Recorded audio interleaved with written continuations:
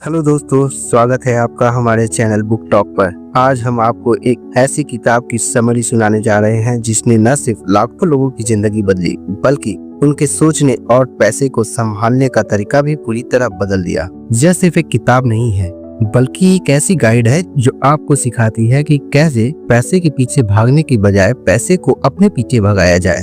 हम बात कर रहे हैं रॉबर्ट कियोसाकी की मशहूर किताब रिच डैड पुअर डैड की। यदि आपको यह वीडियो पसंद आए तो इसे लाइक और शेयर करें और हमारे चैनल को सब्सक्राइब करना न भूलें, क्योंकि हमारा लक्ष्य है कि हम आपको वो ज्ञान दे सके जो आपकी जिंदगी को एक नई दिशा दे सके। आइए शुरू करते हैं। यह कहानी रॉबर्ट के दो पिताओं की है, एक गरीब डैड और एक अमीर डैड। गरीब डैड उनके असली पिता थे जो बहुत पढ़े लिखे और डिग्रीधारी थे।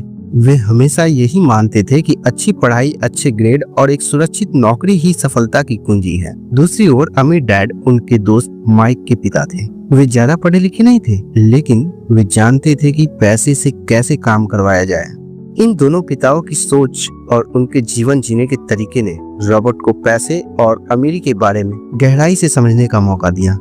स्कूली पढ़ाई सिर्फ आपको अच्छे ग्रेड्स तो दिला सकती है, लेकिन जिंदगी की पढ़ाई बहुत ही कुछ सिखाती है। बेशक पढ़ाई लिखाई की अपनी अहमियत है, मगर सिर्फ इसके भरोसे बैठे रहने से सब कुछ हासिल नहीं किया जा सकता। गरीब डैड का मानना था कि नौकरी करो, सैलरी कमाओ और बचत करो, यही जीवन का सबसे सुरक्षित तरीका है। लेकिन अमीर डैड ने रॉबर्ट को सिखाया कि नौकरी से आप सिर्फ जरूरतें पूरी कर सकते हैं, लेकिन अगर आप अमीर बनना चाहते हैं तो आपको पैसे को अपने लिए काम पर लगाना सीखना होगा।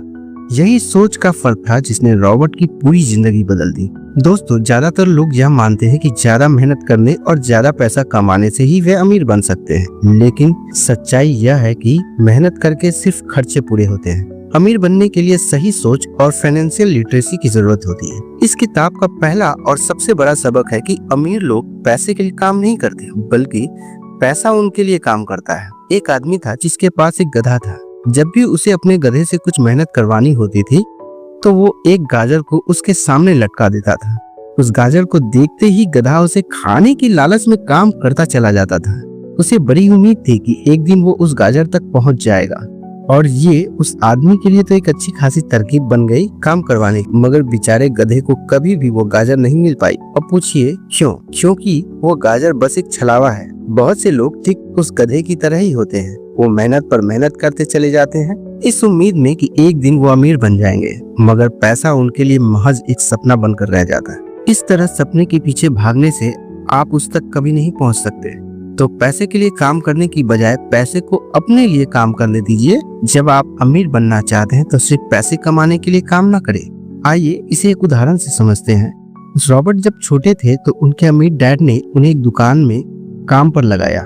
वहाँ उन्हें सैलरी नहीं दी जाती थी। इसका मकसद था उन्हें यह सिखाना कि पैसे के लिए काम करने से ज्यादा जरूरी है पैसे को समझना और उसका सही उपयोग करना। रॉबर्ट ने देखा कि उस दुकान में पुरानी कॉमिक बुक फेंकी जा रही है। रॉबर्ट ने उन कॉमिक बुक्स को इकट्ठा किया और बच्चों को किराए पर देना शुरू किया। बदले में वो हर किताब के 10 सेंट वसूल किया करते थे। हर किताब सिर्फ 2 घंटे के हिसाब से पढ़ने के लिए दी जाती थी। असल मायने में वो उन्हें बेच नहीं रहे थे, उन्हें उस गैराज पर काम भी नहीं करना पड़ रहा था जहाँ से वो कॉमिक किराए पर देते थे। उन्होंने माइक की बहन को काम पर रखा, जिसके लिए उसे हर हफ्ते $2 दिए जाते। तो एक हफ्ते में उन्होंने $9.5 कमाए, और इस तरह उन्होंने सीखा पैसे को खुद के लिए काम करने दो, ना कि आप पैसे के लिए काम करो। यह उनका पहला बिजनेस आइडिया था। इससे उन्होंने सीखा अगर आप अपनी सोच का इस्तेमाल करें तो आप पैसा कमाने के नए नए तरीके खोज सकते हैं। यह हमें समझना होगा कि पैसा कमाना एक बात है और उसे संभालना और बढ़ाना एक अलग कला। 1923 में एजवाटर बीच होटल शिकागो में एक मीटिंग हुई।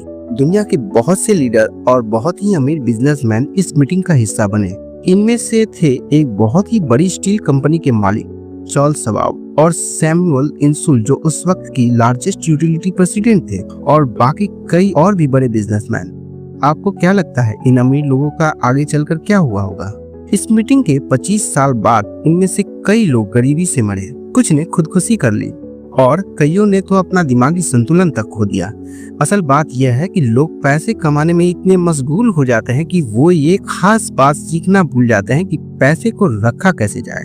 आप चाहे जितनी मर्जी पैसा कमा लें, उसे बनाए रखना असली बात है। और अगर ये हुनर आपने सीख लिया तो आप किसी भी आड़े टेढ़े हालात या कोई बुरा वक्त आ गया तो आप उसका सामना आसानी से कर लेंगे।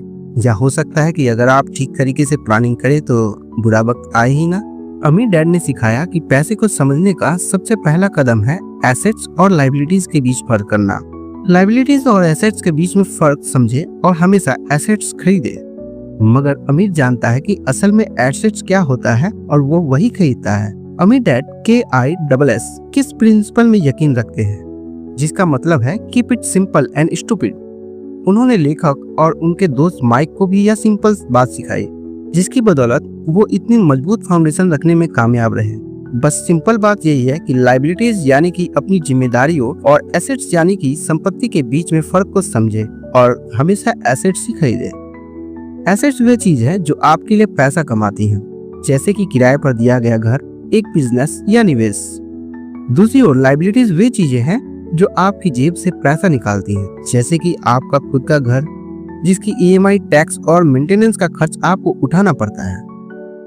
रॉबर्ट के करीब डैड हमेशा यह मानते थे कि उनका घर उनकी सबसे बड़ी संपत्ति है, लेकिन अमीर डैड ने सिखाया कि आपका घर एक एसेट नहीं बल्कि एक लायबिलिटी हो सकता है, क्योंकि यह आपकी जेब से पैसा निकालता है। अगर आप वही प्रॉपर्टी खुद के रहने के साथ उसका कोई कमरा किराए पर दे देते हैं और उससे आय कमाते हैं तो वह एक एसेट बन जाता है।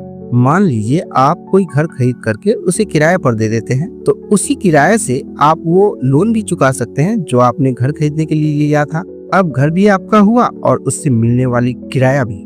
इसके उलट लायबिलिटीज आपकी जेब से पैसे खर्च करवाती हैं, जैसे कि घर खरीद करके उसमें रहने से आपको कोई किराया नहीं मिलने वाला। तो अब आप समझ ही गए होंगे कि अमीर बनना है तो एसेट्स खरीदिए और गरीब रहना है तो लायबिलिटीज। इससे लेखक का ये मतलब बिल्कुल भी नहीं है कि आप कभी अपना सपनों का घर खरीदे ही ना।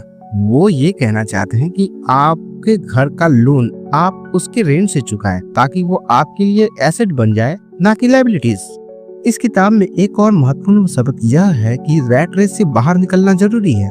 रैट रेस का मतलब है उस चक्र में फंसे रहना जहां आप दिन रात काम करते हैं लेकिन आपकी आर्थिक स्थिति वैसी ही रहती है। जैसे जैसे आपकी सैलरी बढ़ती है आपके खर्चे भी बढ़ जाते हैं।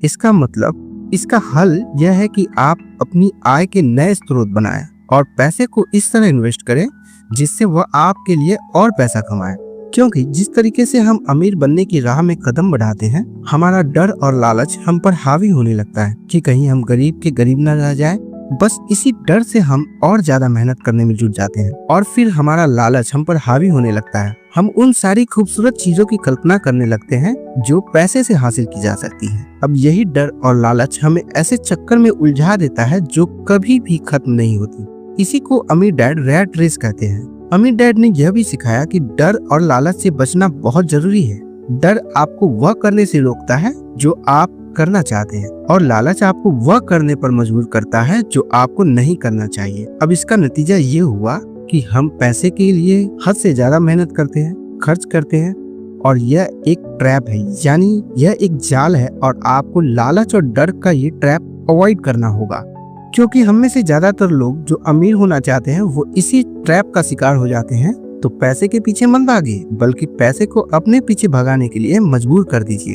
अगर आप इन दोनों भावनाओं को काबू में रखते हैं तो आप बेहतर फैसले ले सकते हैं। मान लीजिए अगर आपकी नौकरी लगी है तो आप काम पर ये सोच करके मत जाइए कि हर महीने आपको एक पेचेक लेना है, क्योंकि वो पेचेक आपके सारे बिल्स मुश्किल से ही भर पाता है। वैसे ये हर महीने की कहानी बन जाती है। फिर तंग आकर आप कोई उसी नौकरी ढूंढ करके और ज्यादा मेहनत करने लगते हैं, लेकिन तब भी आप पैसे के लिए ही काम कर रहे होते हैं और यही वजह है कि आप कभी भी अमीर नहीं बन पाते। आम लोगों की तरह सोचना छोड़ दीजिए जो काम को सिर्फ और सिर्फ पैसे के लिए करते हैं। ये सोचना छोड़ दीजिए कि मेरा बॉस मुझे कम पैसे देता है, मुझे ज्यादा मिलना चाहिए या फिर मैं इससे ज्यादा कमा सकता हूँ। एक बात याद रखिए, आपकी परेशानियों के लिए सिर्फ आप जिम्मेदार हैं।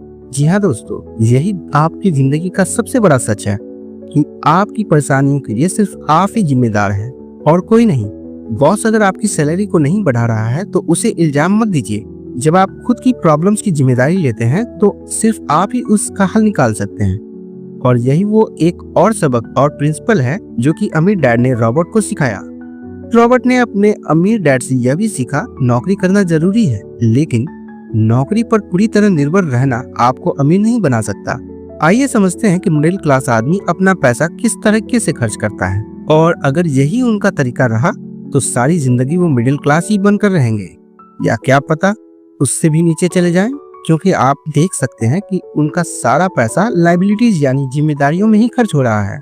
आजकल फाइनेंशियल नाइटमेयर बहुत आम हो गया है। अक्सर नई शादीशुदा जोड़े शादी के बाद ये सोचते हैं कि उनकी सैलरी अब डबल हो जाएगी, क्योंकि दोनों जने कमा रहे हैं। एक छोटे से घर में रहते हुए वो अब बड़े घर का सपना देखते हैं, इसलिए वो पैसा बचाना शुरू कर देते हैं। इसकी वजह से उनका सारा ध्यान सिर्फ अपने कैरियर बनाने पर होता है।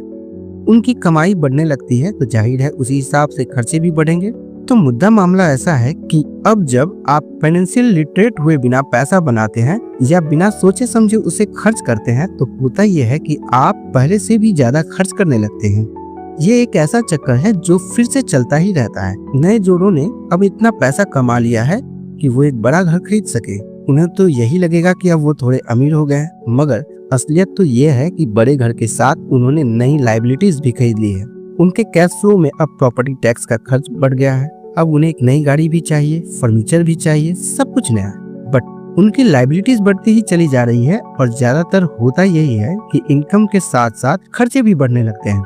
फिर एक दिन अचानक इस सच्चाई का खुलासा होता है कि अब हम इस देनदारी में बुरी तरह फंस चुके हैं, मगर तब तक हम इस रैट रेस में बुरी तरीके से फंस चुके होते हैं। फिर ऐसे ही लोग हमारे लेखक के पास आकर पूछते हैं कि अमीर कैसे बना जाए। अब यही सवाल तो मुसीबत की जड़ है, क्योंकि सबको लगता है कि पैसा ही हर चीज का इलाज है। ये मानना ही एक सबसे बड़ी गलती है।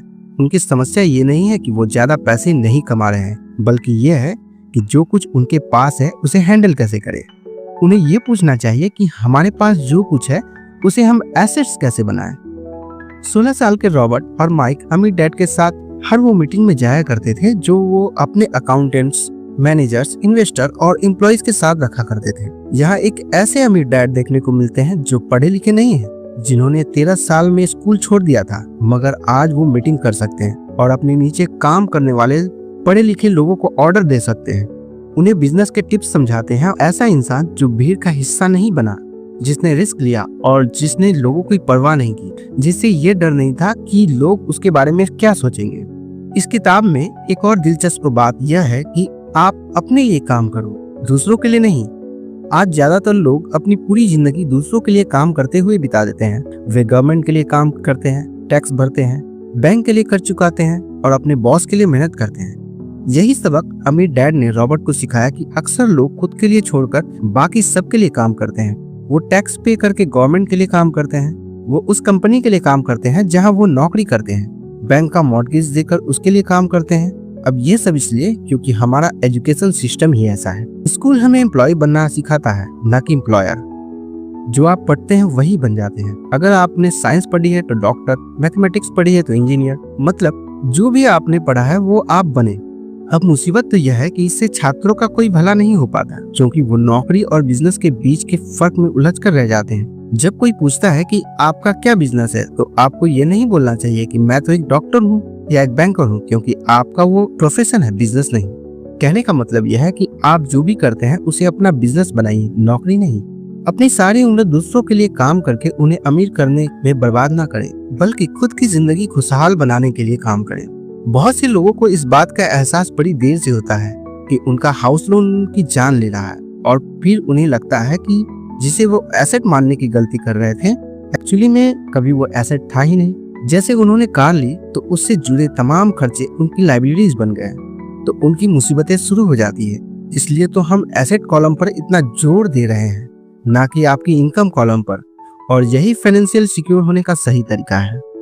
मैं फिर दोहराता हूँ, इसलिए तो हम एसेट कॉलम पर इतना जोर दे रहे हैं, ना कि आपकी इनकम कॉलम पर, और यही फाइनेंशियल सिक्योर होने का सही तरीका है कि आप अपने एसेट कॉलम पर ज्यादा काम करें। आप कितने अमीर हैं यह जानने का सही तरीका नेटवर्थ इसलिए नहीं है क्योंकि जब भी आप अपने एसेट बेचते हैं तो उन पे भी टैक्स लगता है। आपको उतना पैसा नहीं मिलता है जितना आप सोचते हैं। आपके बैलेंस शीट के हिसाब से आपको जितना भी पैसा मिलेगा उस पर भी आपको टैक्स देना पड़ेगा। ये किताब आपको कभी ये सलाह नहीं देगी कि आप अपनी नौकरी छोड़ें। आप अपनी नौकरी करते रहें और साथ ही साथ एसेट्स भी खरीदते रहें। और एसेट से मेरा मतलब है सही और असली मायने में एसेट्स।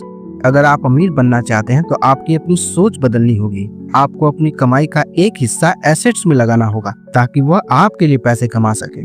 बात जो इस किताब में कही गई है वह यह है कि आपकी शिक्षा आपकी सबसे बड़ी संपत्ति है। लेकिन यहाँ शिक्षा का मतलब सिर्फ स्कूली पढ़ाई नहीं है। इसका मतलब है खुद को हमेशा बेहतर बनाना, नई चीजें सीखना और अपनी फाइनेंशियल नॉलेज को बढ़ाना। अधिकतर लोगों के सवाल होते हैं कि अमीर कैसे बने या अमीर बनने के लिए क्या करें। इन सवालों के जवाब से अधिकतर लोगों को निराशा होती है, मगर इसका सही जवाब है पहले आपको फाइनेंशियल लिटरेट बनना होगा। आपको फाइनेंशियल लिटरेसी सीखनी पड़ेगी। गरीब डैड रॉबर्ट से बस यही चाहते थे कि वे खूब पढ़ाई करें, लेकिन अमीर डैड उसे फाइनेंशियल लिटरेट बनाना चाहते थे। अगर आपको एम्पायर स्टेट बिल्डिंग खड़ी करनी है तो सबसे पहले आपको एक गहरा खड्डा खोदना पड़ेगा, फिर उसके लिए मजबूत नींव रखनी पड़ेगी। लेकिन अगर आपको एक छोटा सा घर बनाना है तो 6 इंच का कंक्रीट स्लैब डाल करके भी आप अपना काम चला सकते हैं। लेकिन अफसोस तो इसी बात का है कि हम में से ज्यादातर लोग 6 इंच के स्लैब पर एक एम्पायर स्टेट बिल्डिंग खड़ी करना चाहते हैं और वो ऐसा करते भी हैं। तो जाहिर सी बात है कि बिल्डिंग टूटेगी ही टूटेगी। ज्यादातर स्कूल सिस्टम बस घर बनाना सिखाते हैं, मजबूत फाउंडेशन नहीं। स्कूल शिक्षा और पढ़ाई की अपनी अहमियत है, मगर असल जिंदगी में यही सब कुछ नहीं है। रॉबर्ट ने अपने अमीर डैड से यह भी सीखा कि समय सबसे बड़ा एसेट है। अमीर लोग अपने समय का सही उपयोग करते हैं। वे अपना समय नई स्किल्स सीखने, नेटवर्क बनाने और अपनी आय के स्रोत बनाने में लगाते हैं। दोस्तों, इस किताब का एक और महत्वपूर्ण सबक यह है कि आपकी असली संपत्ति आपकी सोच है। अगर आपकी सोच सकारात्मक और क्रिएटिव है तो आप किसी भी परिस्थिति में अमीर बनने के तरीके ढूंढ सकते हैं। दोस्तों, रिच डैड पुअर डैड केवल एक किताब नहीं है, यह एक ऐसा ज्ञान है जो आपकी जिंदगी बदल सकता है। अगर आप इसके सबकों को अपनी जिंदगी में लागू करते हैं तो आप भी अपनी आर्थिक स्थिति को सुधार सकते हैं और फाइनेंशियल फ्रीडम हासिल कर सकते हैं। अगर आपको यह वीडियो पसंद आया हो तो इसे लाइक और शेयर करें और हमारे चैनल को सब्सक्राइब करना ना भूलें। धन्यवाद। जय हिंद।